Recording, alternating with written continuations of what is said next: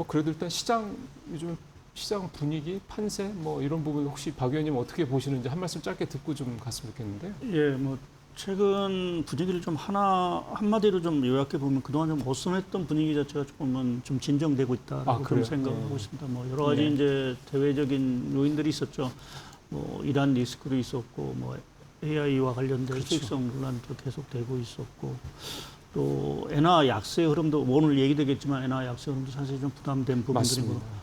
무엇보다도 사실 이제 변동성이라는 부분 자체가 상당히 좀 컸었는데 그 변동성 자체가 상당히 좀 줄어들고 있고 뭐 브룸버그에서도 얘기했듯이 이제 그 국내 레버리지와 관련된 자금들 자체가 상당 부분 이제 청산이 되면서 좀 변동성이 이제 잦아들 거다라는 부분 자체는 좀 최근에 어떤 시장 상황과 조금 을 좀 대변하는 부분들인 것 같고요.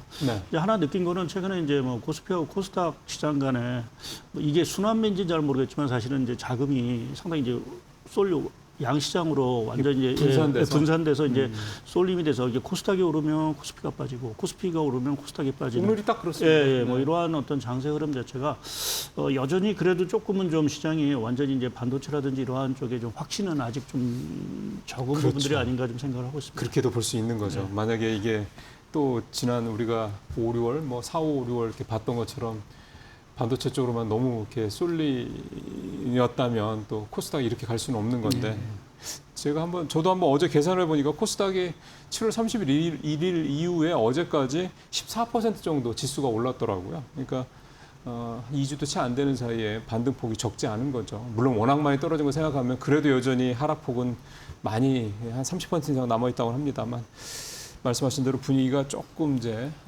달라지는 거는 사실인 것 같습니다. 오늘 뉴욕 시장은 거의 우리 시간 오늘 밤 발표가 되는 거죠, CPI. 거의 뭐 이것 갖다 놓고 그냥 뭐 거의 그냥 약간 쉬는 분위기인 것 같더라고요. 그 정도로 CPI에 대한 이제 뭐 우려도 있고 뭐 기대도 있고 하는 정도인데 중동 상황이 조금 개선되는 분위기가 뭐 나쁘지는 않은 것 같고요. 오늘 유가는 조금 올랐지만 국채 금리는 또 조금 떨어져 4.7% 아래로 내려왔고 전체적으로 이런 상황인데 역시 이제 인플레에 대한 얘기를 안 할 수가 없을 것 같습니다. 뭐 CPI에 대한 전망도 뭐 함께 말씀해 주시면 좀 좋을 것 같고 어떻게 좀 전체적으로 이 상황을 좀 봐야 되겠습니까? 예, 일단 오늘 발표된 CPI는 뭐 시장 예상치에 거의 준하는 수준이 나오지 않을까 좀 저는 보고 있고요. 다행이네요. 예. 뭐 아무래도 가장 중요한 게 이제 에너지 가격일 텐데 뭐 7월 달에 에너지 그러니까 평균 유가 WTI 기준을 보게 되면 사실상 6월 달보다 조금 낮았습니다. 우리가 이제 반등해서 사실은 올라갔기 때문에 유가가 많이 올라가는 것처럼 착신이 있긴 하지만 평균 유가를 따졌을 때, 월 평균 유가를 따졌을 때는 조금 낮은 수준. 6월보다도요? 예. 그렇게 보면 이제 유가 쪽에서 오는 물가 압력 자체가 생각보다는 크지 않을 수 있는 부분이 아무래도 좀 이제 7월 물가에는 당연히 조금 긍정적인 영향을 미치지 않을까 좀 생각을 하고 있고 또 이제 7월 고용 지표에서 뭐 상당히 좀 부진했죠. 맞습니다. 거기서 이제 임금 상승률이라는 그 지표 자체가 생각보다 사실은 많이 좀 둔화가 됐던 부분들이 좀 확인이 됐습니다. 그래서 그것도 이제 서비스 물가에는 조금 기여를 하지 않을까 좀 생각을 해서 뭐 7월 달에 이제 월드컵 특수라는 부분들이 있어서 조금은 이제 그 부분이 물가를 조금 끌어올린 요인이긴 하지만 전반적으로 봤을 때는 물가는 뭐 6월이나 7월이나 거의 비슷한 수준이 나오지 않을까 좀 생각을 좀 하고 있고요. 그러니까 YY 기준으로 말씀드린 겁니다. 예.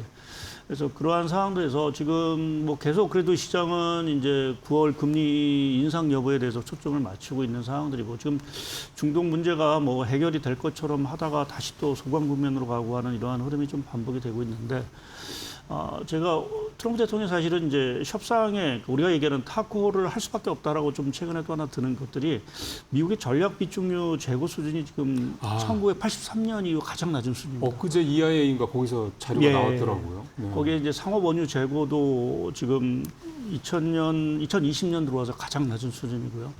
그래서 이 재고 수준을 보게 되면 트럼프 대통령이 뭐 지금 뭐 무기 얘기도 계속 나오고 있는 상황들이고 원유 재고 수준을 보게 되면 이거를 이란 문제를 장기화했을 경우 올 수 있는 그 유가 상승 또 거기에 따른 인플레 압력을 생각해 보면 이게 전쟁을 계속하기가 사실은 쉽지 않다. 오히려 지금은 협상 쪽으로 이제 우리가 얘기하는 출구 전략을 할 수밖에 없는 상황들이 되지 않을까 좀 생각을 하고 있어서 뭐 이러한 문제 자체도 뭐 좀 긍정적으로 보면 좀 해소 쪽으로 좀 저희가 가닥을 좀 잡아갈 수 있지 않을까 좀 생각을 하고 있어서 그렇게 보면 오늘 물가만 사실은 그렇게 크게 서프라이즈가 안 난다라고 그러니까 서프라이즈라는 건 이제 시장 예상치보다 상당히 높게 나오지 않는다라고 하면 사실 이제 9월에 금리를 거의 동결하는 게 거의 기정사실화 될 수 있는 부분들이 있고요.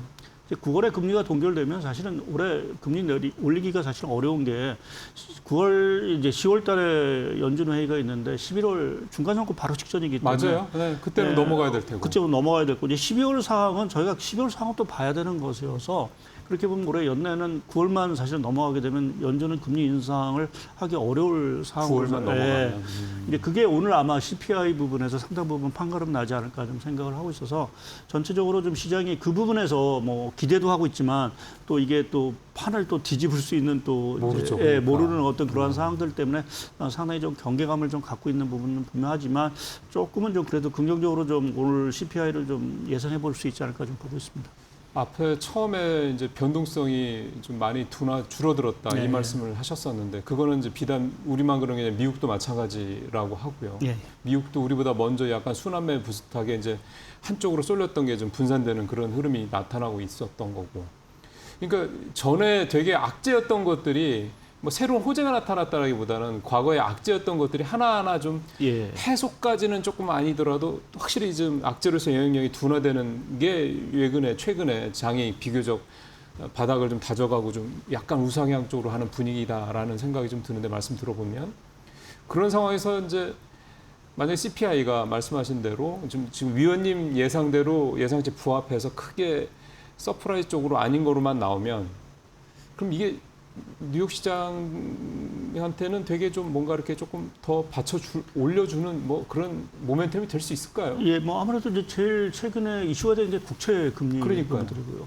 그래서 CPI 자체가 조금 안정세를 찾는다. 거기에 이제 말씀드린 대로 트럼프 대통령이 여하튼 이러한 간에 합의를 해준다라고 하면 유가 레벨이 지금 83불 뭐 이 정도인데 결국 70불 중반대까지는 최소한 떨어질 수 있는 부분들이 있고요.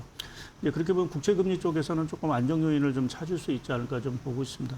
그리고 오늘 하나 좀 저는 좀 눈여겨본 게 그 시간에서 발표된 코어위브의 실적인데요. 사실 코어위브가 뭐 아무래도 이제 AI와 관련된 인프라를 이제 제공하는 기업인데 이게 매출 자체가 상당히 서프라이즈가 났습니다. 그러니까 그동안 이제 AI와 관련된 이 수익성 논란이 있었는데 그 부분에서 이제 코어2부의 어떤 매출이 상당히 서프라이즈를 났다라는 것은 좀 상당히 좀 고무적인 부분들이고요. 제가 왜 코어2부를 말씀을 드리냐면 뭐 최근에 이제 하이퍼스케일러들의 CDS 프리미엄이 올라가고 있다는 건 다 아시던데 이 코어2부 같은 경우에는 CDS 프리미엄이 한때는 1000bp까지 올라왔었습니다. 사실상 이제 부도의 수준에 가까운 어떤 시장의 프라이싱이 사실은 있었죠. 근데 오늘 깜짝으로 이렇게 실적이 발표되면서 뭐 그 가이던스 자체도 상당히 이제 공격적으로 이제 제시를 했다라는 부분에서 시장의 우려감, 거의 이제 말씀드린 하이퍼스케일러들을 포함한 AI 기업들의 그 AI 매출에 대한 부분을 상당히 코어 위브 자체가 상당히 뭐 해소시켜준 그러한 결과로 사실은 저는 좀 받아들여서 뭐 최근 뭐 말씀하신 대로 여러 가지 이제 리스크 자체가 조금은 좀 소강면을 가는데 거기에 오늘 AI와 관련된 어떤 수익성 논란을 이 코어 위브 자체가 그래도 상당 부분 또 한 번 조금은 이제 경감시켜주는 어떤 그러한 효과를 좀 주지 않을까 좀 보고 있습니다. 예, 전 사실 잘 못 챙겨봤는데요. 코어 위브는 좀 끝나고 나서 저도 한번 좀 실적을 좀 체크를 좀 해봐야 될 것 같습니다. 이제 엔화 얘기를 좀 해야 되는데 지금 다시 159엔이네요. 지금 제가 보니까 158 어제는 158엔인데 제가 어제 질문지 준비할 때만 해도 다시 159엔으로 별로 공조가 안 먹히네요. 일단 시장에 그 학수 효과가 있는 것 같습니다. 그러니까 일본 정부가 이제 외환시장 개입을 했을 때 뭐 일시적으로 이제 엔화가 강세가 됐지만 항상 이제 다시 이제 엔화가 제자리 걸음을 했다, 다시 제자리 수준으로 복원을 했다라는 이제 학습이 아무래도 좀 시장에서는 이번 공조에 대해서 효과가 그렇게 크지 않을 거다라는 어떤 시각으로 계속 좀 바라보고 있는 부분들인 것 같고요. 또 한 가지는 가장 중요한 게 일본의 그 다카이 총리의 정책과 재무 건전성이 여전히 취약하다는 부분이죠. 다카이 총리가 여전히 지금 확장적인 어떤 재정 정책을 계속 추진하겠다라고 강조를 하고 있고 이러한 상황에서 일본 좀 재정 건전성 자체는 계속 좀 악화될 수밖에 없는 이 흐름 자체가 그러면 엔화는 강세가기가 어려운 거 아니냐라는 그렇죠. 이제 기본적인 시각이 이제 깔려 있는 부분으로 좀 봐야 돼서 뭐 좀 어느 순간 또 슬금슬금 말씀하신 대로 엔화가 156엔까지도 장중에 떨어졌다가 지금 159엔까지 올라갔는데 예. 네, 결론적으로 말씀드려서 이게 그러면 다시 163엔, 4엔 뭐 이 수준을 복원할 거냐라는 부분에서는 저는 개인적으로는 조금 가능성은 좀 낮아 보이는 부분들이고요. 그럼 또 개입이 들어올 예, 거기 뭐 때문에. 지금 예. 미국, 일본이 이렇게 외환시장 공조를 뭐 하여튼 이제 강하게 했는데 미국 입장에서도 사실 여기서 물러나기가 조금 어려운 그럼요. 부분들이고요. 네. 그러니까 예. 일본이야 뭐 당연히 외환시장 개입을 예상을 했지만 미국마저도 동참한 가장 큰 배경은 뭐 일본이 뭐 고마워서가 아니라 사실은 이제 일본 국채 금리 또 엔화 네. 약세 자체가 미국 국채 금리 자체를 결국은 자극할 수 있다는 우려감 때문에 사실은 공유를 해준 부분들이고요. 뭐 그렇게 보면 지금 뭐 오늘 CPI 결과도 좀 봐야 되긴 하겠지만 여하튼 지금 미국 국채 금리 자체가 불안한 예. 이 상황에서 여기서 엔이 더 불안한다. 만약 160엔이 다시 복원되면 시장은 그다음 170, 180을 얘기하기 그럴 시작할 수도 겁니다. 있죠. 이제 이렇게 되면 사실은 저희가 2022년 상당히 조금 벌써 한 4년이 지났는데 2022년 9월에 영국의 트러스트 쇼크가 한번 있었습니다. 아, 그때 그 총리 물러났던. 예, 그래서 뭐 국채 막 대거 예. 발행한다고 했다가. 그 대규모 감세를 발표하면서 영국 국채 금리가 급등을 하고 그것 때문에 뭐 파운드 가치도 급락을 해서 이제 전 세계 국채 금리가 한번 요동이 치는 부분들이 있는데 이제 그러한 상황이 재현될 수 있다라는 부분. 그러니까 모양새는 비슷한 거네요.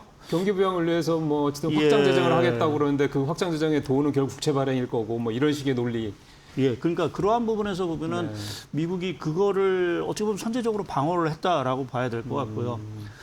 그래서 말씀드린 대로 조금 160엔대가 다시 진입이 되면 미일 간의 공조가 다시 나타날 수도 있지 않겠나. 가능성이 있고. 이미 실타는 뭐 지금 저희가 뭐 뉴스에서 알고 있지만 연준의 피마, 그러니까 피마 쪽에서 국채를 이제 맡기고 이제 달러를 이제 빌려오는 이거를 이제 작동을 했다라는 부분에서 실타는 분명히 마련돼 있는 상황들이기 때문에 그렇게 보면 좀 엔화의 어떤 강세 흐름을 여기서 뭐 이전수로 복원한다 이렇게 예상드리기는 조금 어렵지 않을까. 또 BOJ 같은 경우도 9월에 거의 이제 금리 인상을 기정사실화하고 있는 부분들이어서 그렇더라고요. 네. 그래서 이러한 것들을 생각하면 엔화가 뭐 추가적으로 약세가 되기보다는 조금은 전 이제 강세, 그러니까 엔달러 환율이 조금 더 하락할 수 있는 어떤 상황들이 좀 전개되지 않을까 좀 보고 있습니다.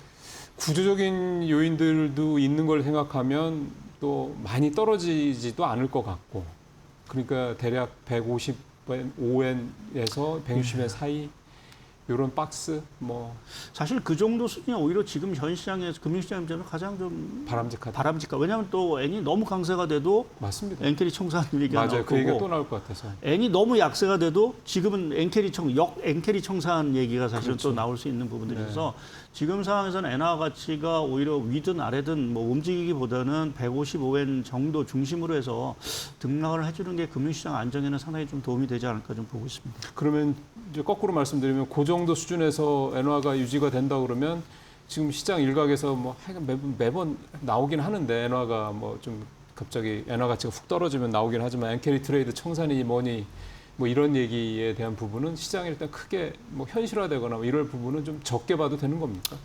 예, 저는 좀 현실화될 가능성을 적게 보고요. 그러니까 2024년 8월에 공교롭게 그 당시도 이제 그때. 엔이 상당히 강세가 되고 미국 고용 지표가 부진하면서 이제 엔캐리 청산이 사실은 좀 있었던 시기인데 지금은 사실은 엔이 아주 초강세가 돼서 엔캐리 청산을 우려하는 것보다 사실은 엔이 약세가 돼서 발생할 수 있는 엔캐리 청산. 네, 그렇죠. 아까 일본 자금들 자체가 이제 엔이 너무 약세다 보니까 이제 해외 투자한 거 다 마무리하고 이제 일본으로 이제 복귀하는 이 흐름 자체가 상당히 좀 저는 오히려 더 중요하다라고 좀 보고 있어서 지금 저희가 이제 국채금리 자체를 계속해서 주시를 하고 있는데 그 국채금리 그 자체보다는 지금은 엔화 수준 자체를 더 주목을 해야 되지 않겠느냐. 아까 말씀드린 대로 150엔대에서 뭐 움직인다라고 하면 사실은 뭐 큰 리스크가 없기도 하겠지만 다시 이게 이전 수준 말씀드린 대로 한 160 초반대로 다시 상승을 한다라고 하면 시장의 불안감은 상당히 좀 증폭이 될 수 있고 그게 이제 말씀드린 대로 또 다른 의미에서 엔캐리 청산에 대한 어떤 리스크 자체를